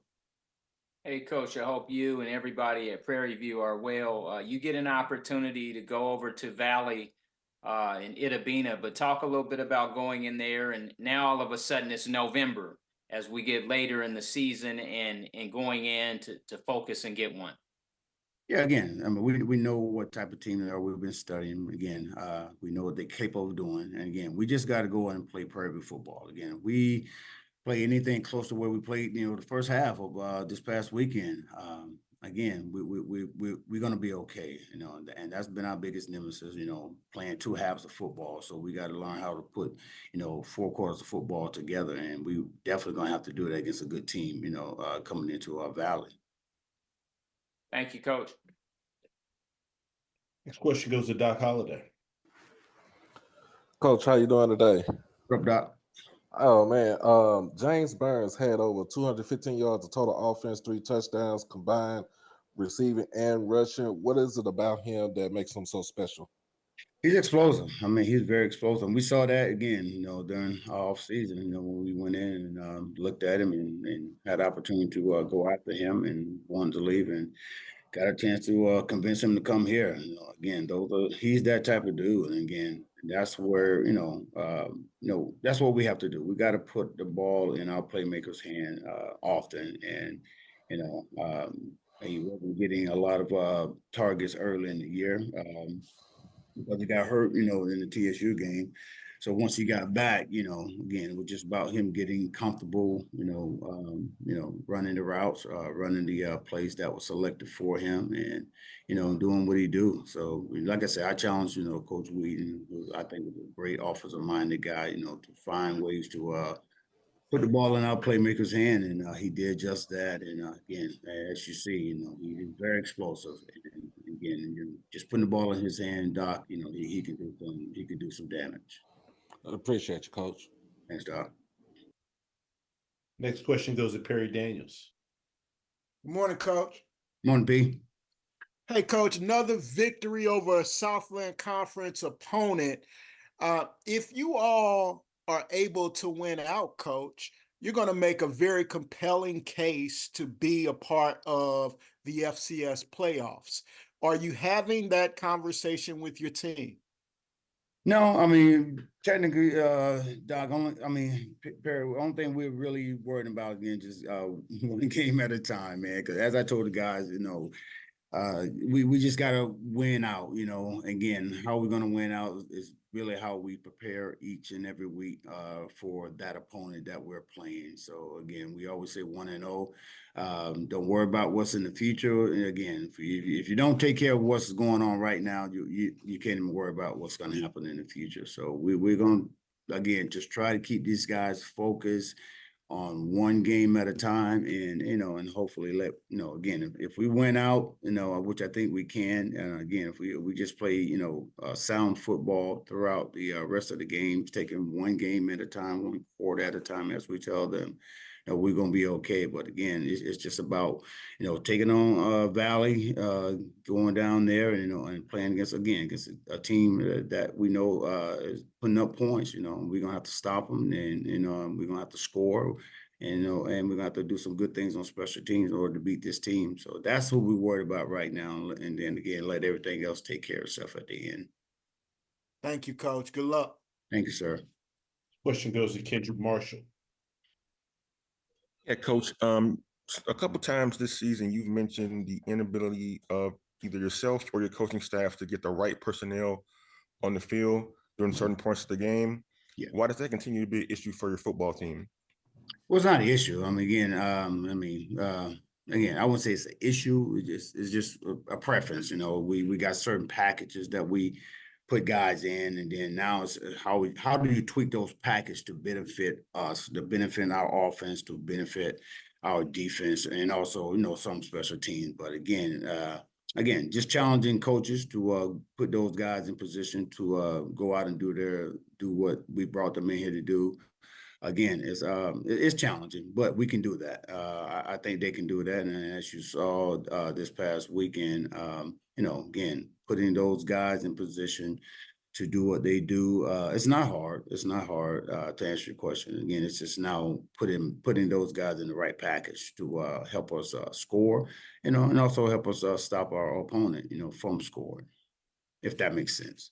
Yeah, it does. And a quick follow-up to that question, Coach. How can you, as the head coach, be more cognizant of that and be better at being kind of like forceful and telling the coaching staff, hey, play this guy or do this or do that?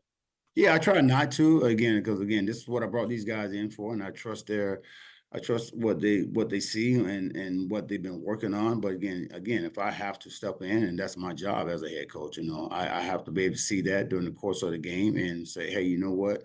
This guy's not getting it done. Let's put somebody else in there. Whether it be offense, defense, or special teams. Again, you don't want to keep someone in there that's not getting the job done. You want to always, again, as you guys know, this game hasn't changed. It's always about putting your best players on the field. And if we do that in every unit, we're going to be pretty darn good. And again, as a head coach, that's my job to see that that those things get done.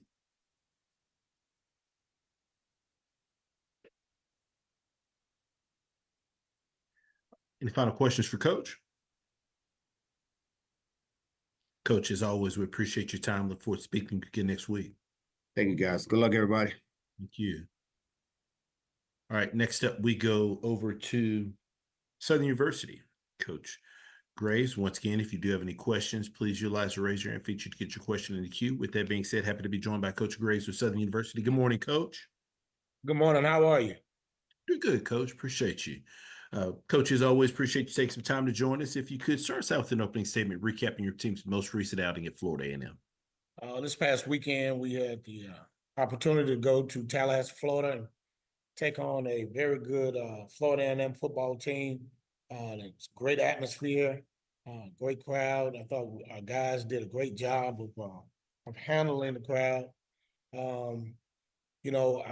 Hats off to Coach Colzie and his staff. They did a really good job winning the football game. I was disappointed because I thought we had an opportunity to win the football game. We missed a lot of opportunities and offensively, and then we gave up some big plays on defense, and we gave up a punt return on special teams, which something that we haven't given up. And so all around, I thought that we didn't play well enough to win the game, and we just got to get back to the fundamentals and get ready for this week. Appreciate those opening comments, Coach. First question goes to Jim Klein-Peter. Good morning, Coach. Good morning, Jim. The quarterback situation looks like it's back on the table. Are you thinking that way this week? Is it going to be a lively battle in practice to see who starts? Yeah, we gotta always scratch where it itches, and we definitely gotta figure a way to get off this roller coaster at the quarterback position. The inconsistency has really hindered what we're trying to do offensively, and it's very unfortunate because I thought we missed some golden opportunities to put points on the board and possibly win the football game had we done that. And we gotta go back to the drawing board and not so much of what we're doing. We got to get that position to really hone in and be consistent with that play. Did the film show? It looked like y'all ran the ball fairly successfully. Is that what the film showed? That the offensive line, the running backs were okay? Yeah, we ran the ball. I mean, we ran the ball really well. I mean, there were times where we were getting 5, 8, 10 yards a run, and and that's the thing. We were running the ball well enough to put. Anytime you can run the ball 2 times and you get in 3rd and 2, 3rd and 1, or 3rd and 3 situations, that means you're doing a really good job of running the football. Now it's just a matter of executing because, a lot of times they're going to bring pressure and things of that nature. So you have to do some other things in terms of passing to, just kind of offset what they're doing. And we just, 2 of 16 on 3rd down conversions, you're not going to beat anybody consistently, let alone a team that's ranked defensively nationally and a very good football team. It's hard to do. And the thing of it is, we're missing wide open throws. And that's very unfortunate. Now we got to turn around and put the defense back on the field. And so we got to find a way to get that fixed. Thank you, Coach. Mm-hmm. Next question goes to Keisha Kelly. Hey, Coach, how you doing? Hey, Keisha, how you doing? Good afternoon from ATL. Good afternoon. So, Coach, you drop one to fam. You go in to face Alabama A&M in Huntsville, which also dropped one to Alabama State. Are there any things that you are necessarily focused on going up to Huntsville to play the Bulldogs this upcoming weekend? Well, Keisha, we gotta fix. We gotta fix what we need to fix, and we gotta focus on us first and foremost, and we'll do that tonight when we go out and practice. We gotta correct that first, and then we'll introduce Alabama A&M to the team. But we gotta go back and we gotta make sure that those guys understand what we have to do and what we need to do in order to be successful. Because it's not complicated what we're doing. But you got to pay attention to detail and you got to execute it. Yeah, all plays are designed to score. All defenses are designed to stop. But if you don't execute them, then it's just that. It's just plays. And going to play Alabama A&M, they just came off a tough loss to their in-state rival, Alabama State, in the Magic City Classic. And knowing Coach Manor, as long as I've known him, He's the ultimate competitor. He understands, you got to be ready to go because he's gonna have the full gamut ready. His trick plays, his regular plays. He's not afraid to pull the trigger. He's not afraid to go for it. And so, he's always been that way. He's been a winner. So we got to be ready to go. All right. Well, good luck. I'll see you in Huntsville, and I might save you a plate from the tailgate. Thank you. All right. Next question goes to Perry Daniels. Morning, Coach. Good morning. How are you? I'm well, Coach. How are you? Doing well. Thank you. Hey, Coach. Noah Biden seemed to, as you just expressed, his downfield accuracy was not there this week. And even on his mid-range throws, they seemed to be high. Was there an injury or was this a part of some of the anxiety issues he expressed or that he showed earlier on in this season? I think it was more of an anxiety deal.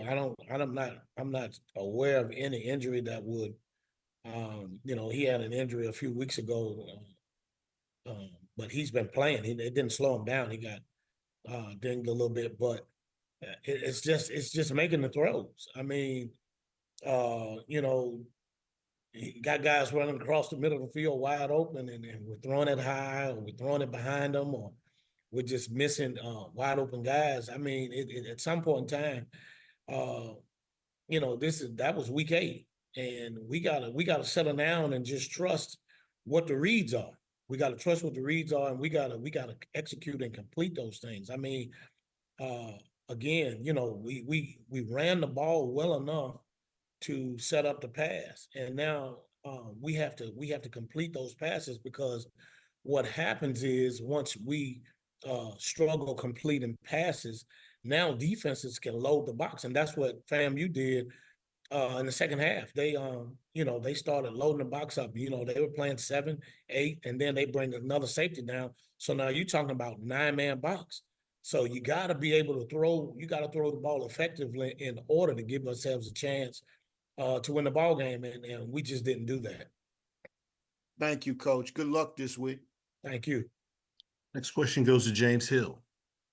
Hey, Coach, I hope you and everybody in Baton Rouge are well. Can you talk a little bit about your team, offense, defense, and special teams as you head in to play the Bulldogs on the road?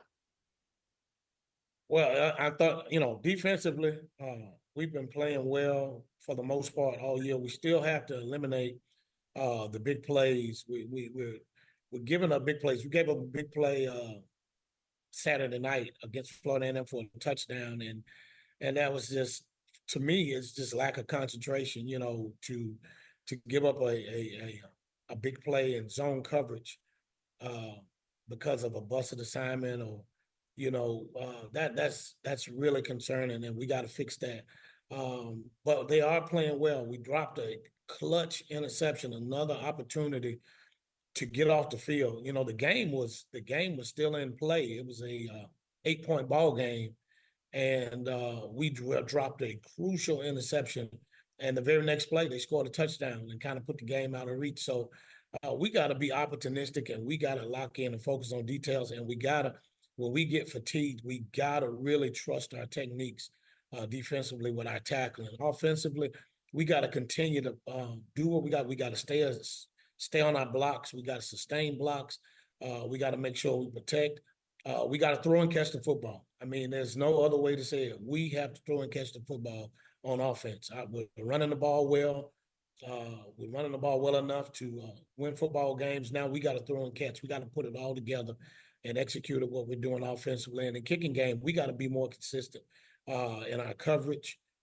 We got to tackle. That was very disappointing to have that number of guys around a returner and we don't make the tackle. And it's not as if we don't practice those things in practice. We got to carry what we practice into game situations. So we got to get back, well, not get back to it. We just got to focus and harp in on the fundamentals and techniques that we're using. And we'll be fine if we do that. Thank you, Coach. Have a great week. Thank you. Last question goes to Doc Holliday. Coach Graves, how you doing today? Doing well. How about yourself? I'm doing good. In the game, like you said, you was running the ball real well in the first half, and then in the second half, you kind of went away from the run and started going towards the pass, especially when you put T-Set into the game for Biden. What are some things you want to try to change up for the next game against Alabama A&M? No, we didn't get away from the run game.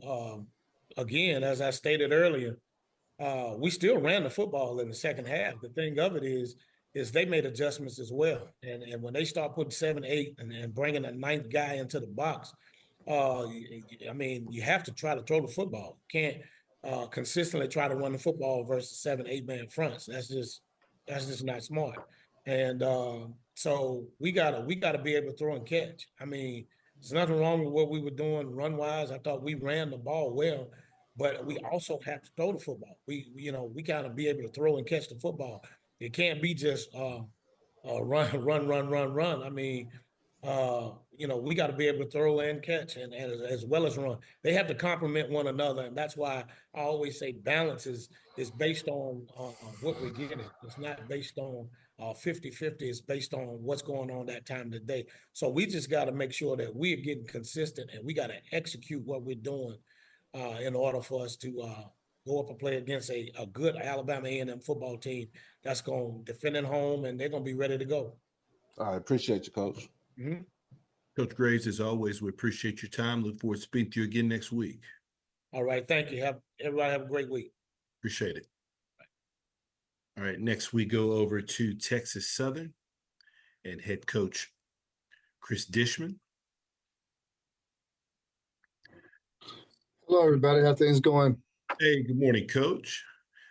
Coach, first and foremost, thank you for taking some time to join us. As always, we appreciate your time. Coach, if you could start us out with an opening statement, recapping your team's most recent outing versus Grambling State. Well, it's always good to get a victory. You know, we finally got a victory in our cousin's house, so it's always good to get a victory. Appreciate those opening comments, Coach. First question goes to Melvin Bill. Good afternoon, Coach. How are you? How are you doing, Melvin? Good. Can you assess this Florida A&M team? What do you see from this team from your perspective? Well, just looking at them today, they're a very well-coached team. They don't make that many mistakes. So we can't have as many penalties we've been having. We got to cut down on our penalties in order to beat this team and don't make the mistakes. What is your assessment of them on offense and defense, and now even special teams? Well, like I said earlier, they look like they're very well coached. I haven't really got into them. I'm getting them. Today is my day to really get into the team and see what goes on with them. You know, I've been watching their special teams unit already and a little bit of their offense already. So, like I said, they're very well coached. They're not going to make mistakes. And it's like every player know exactly what they need to be doing on every play. Thank you, Coach. Mm-hmm. Next question goes to Doc Holliday. Coach Dishman, how you doing today? Doc, how are you? I'm doing good. That late in the game, you went to your run game and you used Quintel Quinn down the stretch where pretty much he put the game away against Grambling. What is the strategy? What's your strategy is going to be for this FAMU team as far as when it comes to running the ball? We got to find the hot player. Whoever's hot is going to stay in there and they're going to run. Coach Kimball and Coach Smith has done a great job of finding that player who have the niche of the hot player. You know, 2 weeks ago it was someone else. 3 weeks ago it was Danny. You know, so we try to find that hot player that we have to be able to make those runs for us. And second question with Jace Wilson, he came in and he commanded the offense for the team. What was the things that you liked about what you saw from him on Saturday? What did you just said? He commanded. Yeah, he came in, took control. He was Jace played a lot of games here. He was not rattled on when the score got tied. You know, he just calmed the team down. He did a good job for us. I'm very happy for Jace. You know, he's been rattled with some injuries here lately, and he just bounced back and played a hell of a game for us. I appreciate you, Coach. Next question goes to Terrence Harris. Hey, Coach, how you doing? Terrence. Hey, more on Chase Wilson. Can you talk a little about his intangibles? What he sort of brings to the table for you? Who said again, sir? I'm sorry. Chase Wilson. What is, Jason, yeah, he brings a lot to the table. First, he brings leadership. He brings that everyone on the team trusty. So his intangible, he can run, he make smart decisions. You know, he's a quarterback that can lead us to where we want to go to. Okay.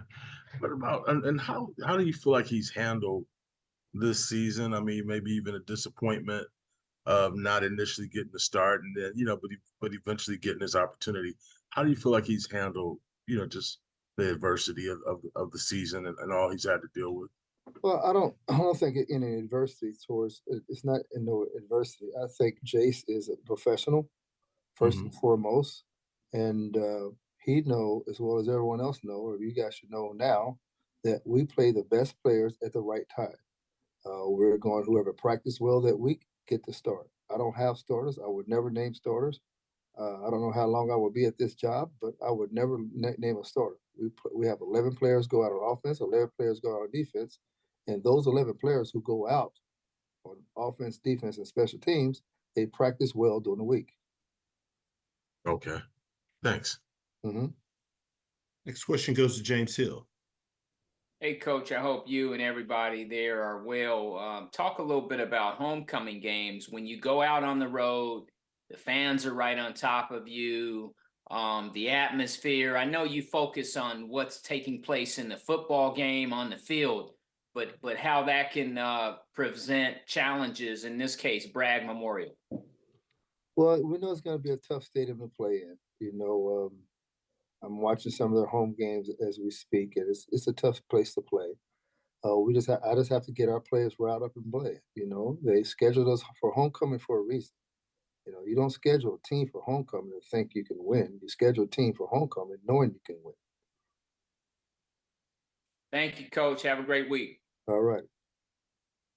Any final questions for Coach? All right, we've got a question from Melvin Bill. Got a question from Melvin Bill. You're on mute, Melvin. Okay, thank you, Andrew. Coach, it was interesting what you were talking about, that you don't really name starters. It's based on practice. How would you assess, or if you could, explain to me what is the identity of this Texas Southern team here going into week 10 in the season? Well, our identity is how our players play. You know, as a coach, I could put this bulletin board identity up. I want to run the ball. I want to be physical. I want to do this. I can put all that bulletin board stuff up, but it's not really reality. The reality is I tell the players that you determine the way this team rolls. It's always and always will be a player's game. So if you want to be physical, you play physical. If you want to be fast, you play fast. Great questions. Great answers. Thank you, Coach. Good luck this weekend. Thank you. Any final questions for Coach? Coach, as always, we appreciate your time. Look forward to speaking to you again next week. All right, have a great one. Thank you. All right, we are a minute or two ahead of schedule. Next, we'll be joined by Coach T.C. Taylor with Jackson State. Thank you for your patience.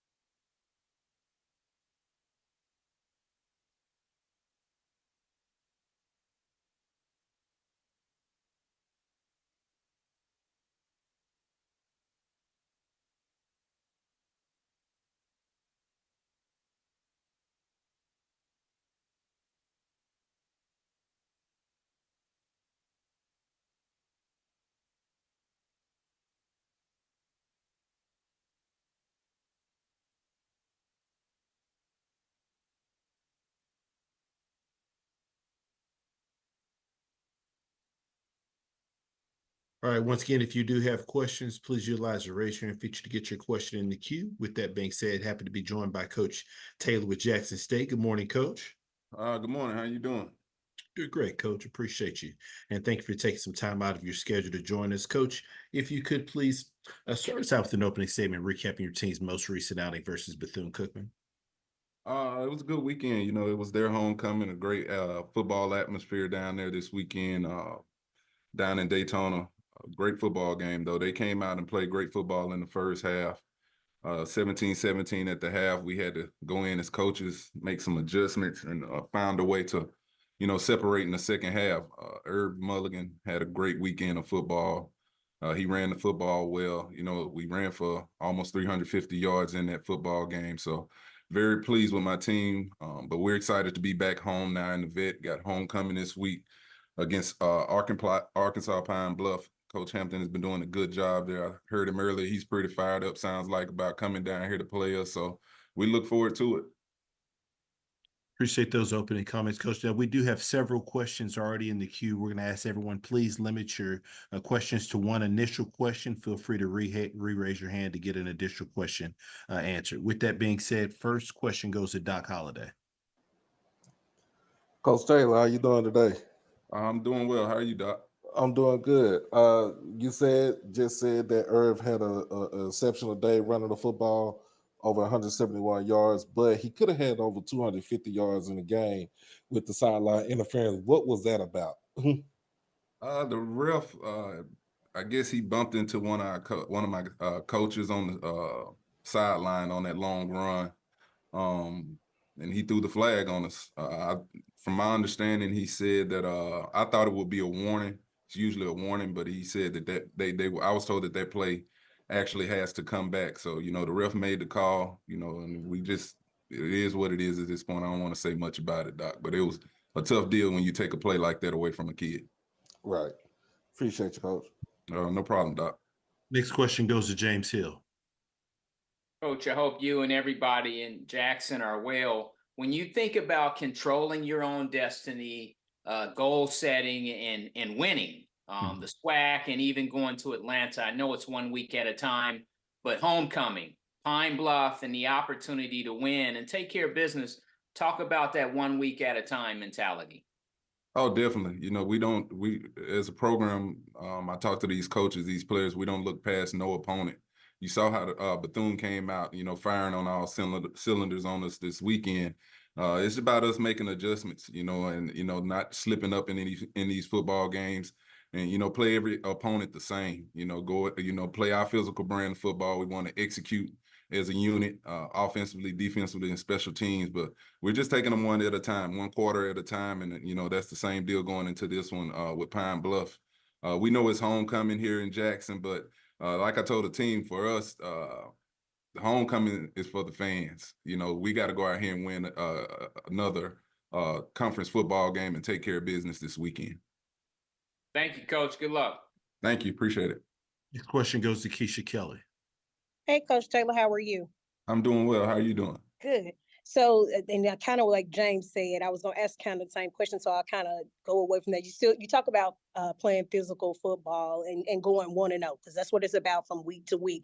Right. How do you keep the guys grounded? Because we know everybody's ultimate goal is to get back to Atlanta, but how do you keep the guys grounded in that going 1-0 every week and continue to build playing physical football?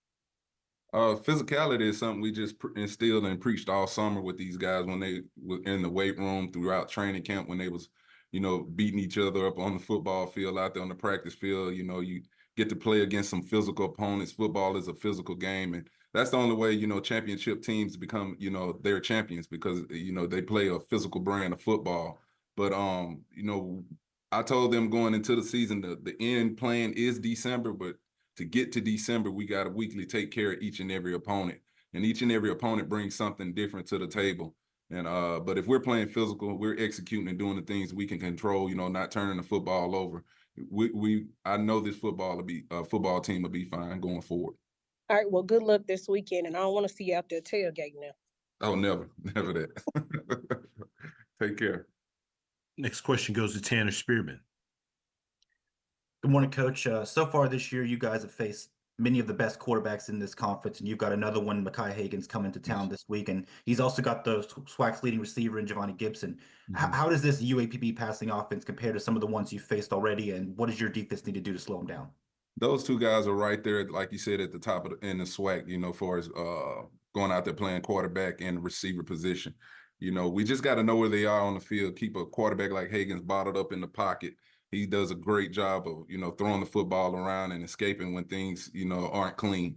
So we got to keep him bottled up in the pocket. We've done a pretty good job. Like I said, we faced some really good quarterbacks this year in conference and out of conference. But our D-line understands that, they got to get to the quarterback. That's what they do a good job of. This receiver, he's really good. He might be the best in the SWAC, one of the best in the SWAC. He got good size. They do a good job of scheming things up to get him the football. So we just got to know where he is on the field, and when he catches it, get him to the ground. All right, thank you, Coach. No problem. This question goes to Mona Stapleton. Morning, Coach. How you doing? Or I'm good good. afternoon. How are you? Morning. I'm good. Thank you. Coach Taylor, the defense allowed several big plays in the first half, but made impressive adjustments to shut out Bethune-Cookman completely in the second half. Were the initial challenges due to expecting the other quarterback, Cam Ransom, to start? And how did that factor into your early game strategy? Well, I think they just came out played flat, to be honest with you. I didn't see what I was talking about earlier, that physicality. I didn't see our defensive team speed the way they usually flying around. Secondary gave up a couple big throws right there to extend drives. We had them backed up behind the chain several times. So, we just had to get them motivated, get them going, get the energy level at, where we're accustomed to seeing those guys play. We did make some adjustments, our defensive staff at the half, that we knew would come out and help us out in that second half. But they got to understand too, like I told the defense after the game, you got to come out and be who you are from the beginning of the snaps, beginning of the game, all the way through 4 quarters of football. But first half, like I said, on Saturday, I didn't recognize that defense. Second half was the defensive unit that I was accustomed to seeing. They did a good job in that second half. Thank you, Coach. Good luck this weekend. Thank you. Appreciate it. This question goes to Doc Holliday. Yeah, Coach, I got one more question. Defense in the third quarter, from what I saw, you only gave up -1 yards to Bethune-Cookman, while you gained close to 200 yards of total offense in that third quarter. What was the thing that you saw as far as the defensive wise going into that third quarter, going from the third quarter into the fourth quarter, and what we could take into the next game against Pine Bluff? They started striking people, and the D-line took control of the line of scrimmage. We had some guys get to the quarterback in that football game, and that's what we preach here at Jackson State. Get to the quarterback, make him flush him out of the pocket. Let's get him to the ground, see if he's going to get up off the ground. But they just start playing. We start getting 11 hats to the ball. The whole energy level started to change with those guys. And our offense is always going to feed off of that. In the first half, we had the defense was feeding off the offense. Every time they, those 2 drives they did go score, we went out there and responded with scores ourselves, and the game was tied at the half. But like you said, third quarter, that was the JSU brand of football that I was accustomed to seeing. And, that's something that they're going to carry into this game. We just got to play our game, the game that we're accustomed to playing. And I know we will be fine as a football team. Appreciate you, Coach. Appreciate you. Any final questions for Coach? All right, Coach, as always, we appreciate your time. Look forward to speaking to you again next week. All right. Thank you, guys. Thank you. All right. All right, next we're going to try to get Coach Joseph with Grambling State. Coach Joseph, are you there?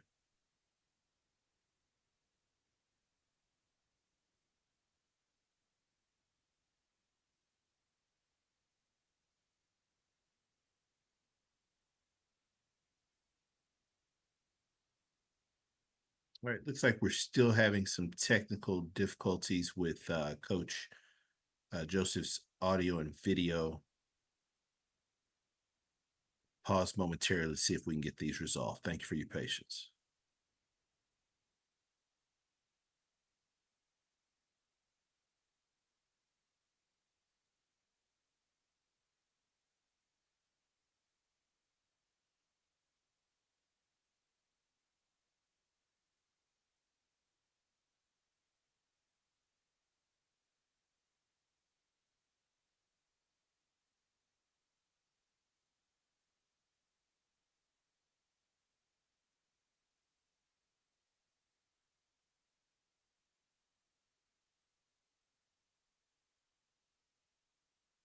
All right. Unfortunately, we are unable to get a connection with Coach Joseph with Grambling State. We do apologize for any inconvenience that this causes any of us. Actually, I think we do have it resolved. Coach, can you hear us? Yes, they left me alone with this technology stuff, and I'm not good at that. Understand completely, Coach. Appreciate all that you did to join us. Coach, as always, thank you for taking some time out of your schedule. Coach, if you could just start us out with an opening statement, recapping your team's most recent outing at Texas Southern. Well, another tough, close road loss. Close is not enough. We got to do better. I got to do better with them. We got to cut back on the penalties. I just got to see what's going on, and with these penalties, because when I look at the film, it's just not making sense to me. It feels like they're making business decisions with their feelings. So I got to figure that out, how to get past that, and as a grown man, I don't know how to get past that with other grown men about it, why they're making decisions with their feelings, because it puts us in a bad situation. But I got to be a better head coach. But you take your hat off to Texas Southern Dish and the boys. They did a great job. They competed, and it's what SWAC football is supposed to be, with between the lines. Appreciate those opening comments, Coach. First question goes to Doc Holliday. Coach Joseph, how you doing today? Doc, how you doing? I'm doing good. What's the status on Miles Crowley? We saw him go out of the game early in the game. Yeah, he's on his way to Shreveport right now to get get somebody else to look at him. But I think that he's going to probably be out maybe 2 to 3 weeks. Okay. And what was the things that you want to try to do as far as offensive wise with either Deljay or Ashton as your quarterback moving forward? Well, I think the game plan changes a little bit. I think right now they're more of a quarterback run option, but we still got to make sure we protect them in the drop back game. But I think just getting them to carry the ball a little bit, it's going to help them, get into the style that they play and that we're not used to playing. But I think we'll run the quarterback a little bit more. Also, hand the ball off to the backs more, and just probably take some shots. I appreciate you, Coach. Next question goes to James Hill. Hey, Coach, I hope you and everybody at Grambling State University are well. Getting into November, the first stop at Daytona, Bethune-Cookman. Talk about that game, going in there and looking to earn another victory. Well, it's going to be tough. You watch them. They played Jackson pretty tough last week. I think Jackson turned it on in the second half. But they're gonna be tough. Like I told the kids, when you play these teams on the road and they play at home, they're no different than you. They're gonna play tough at home, because now they don't have to change their routine when they're at home. They're in at home in a routine. You're in their backyard, so it's gonna be a tough game. But we got to get in there and try to establish a run game, stop the run, and we got to cut down on the penalties. Thank you, sir. Have a blessed week. Thank you. Next question goes to Perry Daniels. Good morning, Coach. Good morning, Perry. How you doing? I'm well, sir. How are you? I'm good. I'm trying to keep my composure, but I'm better. Coach, I want you to unwrap that statement you made earlier, making business decisions with their feelings. Help us comprehend that. I think it's some bullshit calls.